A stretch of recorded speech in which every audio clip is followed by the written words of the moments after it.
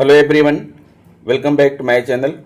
दोस्तों, जैसा कि आप सभी को पता है कि मिशन प्रेरणा के तहत स्कूल लीडरशिप के लिए जो कोर्स डिज़ाइन किए गए थे उसमें से 3 कोर्स अब तक दीक्षा पोर्टल पर अपलोड हो चुके हैं।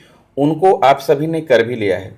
दोस्तों, अब चौथा कोर्स जो है दीक्षा पोर्टल पर आ गया है। विद्यालय नेतृत्व विकास कार्यक्रम का जो चौथा कोर्स है, जिसे कहते हैं निर्देशात्मक नेतृत्व, इंस्ट्रक्शनल लीडरशिप, ये दीक्षा पोर्टल पर मौजूद है। आप दीक्षा पोर्टल पर जा करके निर्देशात्मक नेतृत्व लिख करके खोजेंगे तो आपको यह कोर्स जो है मिल जाएगा और इस कोर्स को आप कंप्लीट कर लीजिए। दोस्तों, आपके सुविधा के लिए मैं अपनी इस वीडियो में लेकर आया हूं इस कोर्स के सभी भागों के प्रश्नोत्तर। आप इन प्रश्नोत्तरों को देख लीजिए और इनके सहारे आप अपना कोर्स जल्दी से पूर्ण कर लीजिए। यह कोर्स सभी प्रधानाध्यापक एवं इंचार्ज प्रधानाध्यापक के लिए अनिवार्य है। तो आइए दोस्तों, हम शुरू करते हैं अपना यह वीडियो। अगर आप मेरे चैनल पर नए हैं या अभी तक आपने चैनल को सब्सक्राइब नहीं किया है तो प्लीज़ इसे सब्सक्राइब कर लें, बेल आइकन को प्रेस कर दें और इसे दूसरे मित्रों को शेयर भी कीजिएगा। तो आइए दोस्तों, हम आपको दिखाते हैं कि इसमें क्या पूछे गए हैं। बेसलाइन आकलन में, मिड लाइन आकलन में और एंड लाइन आकलन में जो प्रश्न पूछे गए हैं वो मैं लेकर आया हूँ। तो आपके सामने पहला प्रश्न बेसलाइन आकलन का पहला क्वेश्चन आ गया है। निम्नलिखित कथनों को शिक्षण अधिगम की प्रक्रियाओं के कार्यान्वयन के संदर्भ में उनके क्रम के अनुसार व्यवस्थित कीजिए। कक्षा के अवलोकन का समय निर्धारित कीजिए। शिक्षकों को रचनात्मक फीडबैक दीजिए।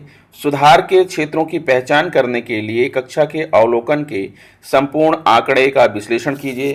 कक्षा अवलोकन के प्रपत्र को भरिए। तो इस क्वेश्चन का जो राइट आंसर है वो है दोस्तों ऑप्शन नंबर 3, 1, 4, 2, 3। इस क्रम में हम इसे अरेंज करेंगे। फिर आइए आगे बढ़ते हैं और आपके सामने दूसरा क्वेश्चन लाते हैं। देखिए, सेकंड क्वेश्चन आपके सामने यहाँ पर आ चुका है। ये आपका दूसरा प्रश्न है। कक्षा का अवलोकन में प्रधानाध्यापक की मदद करता है। शिक्षकों को प्रभावशाली अनुशिक्षण प्रदान करने में, शिक्षण के तरीकों में कमियां ढूंढने में, शिक्षकों की शिकायत करने में या विद्यालय पर अपना अधिकार जमाने में। तो इस प्रश्न का जो राइट आंसर है दोस्तों, राइट आंसर है आपका पहला ऑप्शन, शिक्षकों को प्रभावशाली अनुशिक्षण प्रदान करने में। फिर नेक्स्ट क्वेश्चन की तरफ बढ़ते हैं। अगला प्रश्न है, आपकी स्क्रीन पर दिख रहा है, व्यावसायिक विकास शिक्षकों के लिए महत्वपूर्ण क्यों है? कक्षा में उनकी कार्यप्रणाली की क्षमता में सुधार के लिए, उनके विषय में उनकी विशेषज्ञता को निर्मित करने के लिए या विद्यार्थियों के अधिगम को प्रेरित करने के लिए या उपरोक्त सभी। तो दोस्तों, बताना चाहूँगा कि इस प्रश्न का सभी आंसर सही है। उपरोक्त सभी पर आप जो है टिक करेंगे। फिर विद्यालय के लक्ष्यों का निर्माण करते समय क्या नहीं किया जाना चाहिए? लक्ष्यों को अपनी स्वयं की समझ से अकेले विकसित करना, लक्ष्यों को विकसित करने की प्रक्रिया में शिक्षकों को सम्मिलित करना, विद्यालय की वर्तमान वास्तविकता का आकलन करना या विद्यालय के लक्ष्यों को मिशन प्रेरणा के लक्ष्यों के साथ मिलाना। तो आइए दोस्तों, देखते हैं इस प्रश्न का राइट आंसर है पहला ऑप्शन, लक्ष्यों को अपनी स्वयं की समझ से अकेले विकसित करना, ये नहीं करना चाहिए।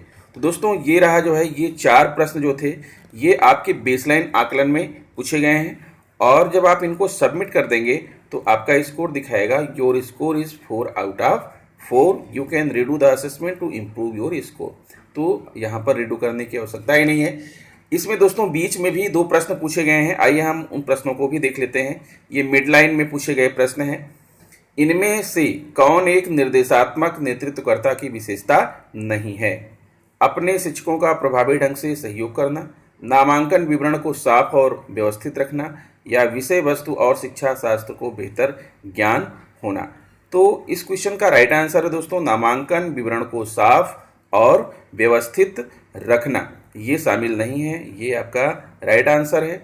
फिर अगला प्रश्न आएगा, श्री सलीम ने अपने शिक्षकों के साथ विद्यालय की प्राथमिकताओं पर चर्चा करने और कर्मचारियों से सूचना प्राप्त करने के लिए पाक्षिक बैठक की। वह सरकारी अधिकारियों से मिलने और कागजी कार्रवाई पूरी करने में समय बिताते हैं। वह विद्यालय के व्यवस्थित फर्नीचर की जानकारी रखने वाली पंजिका बनाते हैं। इनमें से सलीम के द्वारा किया गया कौन सा कार्य निर्देशात्मक नेतृत्व की विशेषता के तौर पर जाना जा सकता है?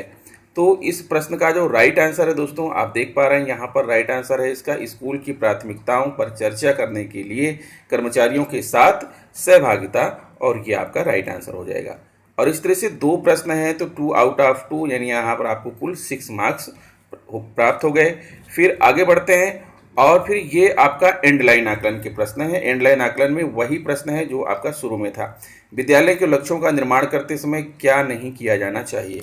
लक्ष्यों को अपनी स्वयं की समझ से अकेले विकसित करना, लक्ष्यों को विकसित करने की प्रक्रिया में शिक्षकों को सम्मिलित करना, विद्यालय की वर्तमान वास्तविकता का आकलन करना, या विद्यालय के लक्ष्यों को मिशन प्रेरणा के लक्ष्यों के साथ मिलाना। तो यहाँ पर राइट आंसर है लक्ष्यों को अपनी स्वयं की समझ से अकेले विकसित करना, ये नहीं करना चाहिए। फिर दूसरा प्रश्न है व्यावसायिक विकास शिक्षकों के लिए महत्वपूर्ण क्यों है? कक्षा में उनकी कार्यप्रणाली की क्षमता में सुधार के लिए, उनके विषय में उनकी विशेषज्ञता को निर्मित करने के लिए, विद्यार्थियों के अधिगम को प्रेरित करने के लिए, या उपरोक्त सभी। तो इस प्रश्न का राइट आंसर है दोस्तों उपरोक्त सभी।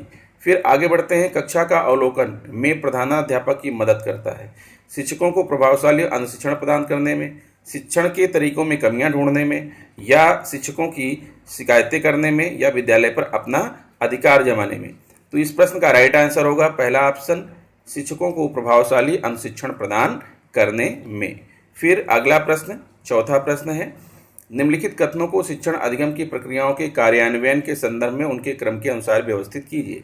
कक्षा के अवलोकन का समय निर्धारित कीजिए, शिक्षकों को रचनात्मक फीडबैक दीजिए, सुधार के क्षेत्रों की पहचान करने के लिए कक्षा के अवलोकन के संपूर्ण आंकड़े का विश्लेषण कीजिए, या कक्षा का अवलोकन प्रपत्र को भरिए। तो इसका जो सही क्रम है दोस्तों वो है आपका ऑप्शन नंबर 3, 1 4 2 3। पहले पहला सेंटेंस आएगा, फिर चौथा, फिर दूसरा, फिर उसके बाद तीसरा। इस तरह से आपने एंडलाइन आकलन की ये 4 प्रश्न कर लिए और आपका स्कोर प्राप्त हुआ 4 आउट ऑफ 4। तो कुल मिलाकर दोस्तों इस कोर्स में जो है इस तरह से 10 प्रश्न पूछे गए हैं और आपने 10 प्रश्न का आंसर सही दे लिया। कोर्स जल्दी से समाप्त हो जाएगा, बहुत बड़ा कोर्स नहीं है दोस्तों, इसलिए आप इसे समय रहते पूर्ण कर लीजिए। ठीक है, आप डायरेक्ट दीक्षा पर जाइए और वहां पर सर्च कीजिए निर्देशात्मक नेतृत्व, लिख करके ये कोर्स अपने आप खुल जाएगा। तो दोस्तों आशा करता हूं कि वीडियो आपको अच्छा लगा होगा। अगर वीडियो अच्छा लगा है तो प्लीज़ मेरे चैनल को सब्सक्राइब कर लीजिए, बेल आइकन को प्रेस कर दीजिए। मिलते हैं आपसे नेक्स्ट वीडियो में। नमस्कार।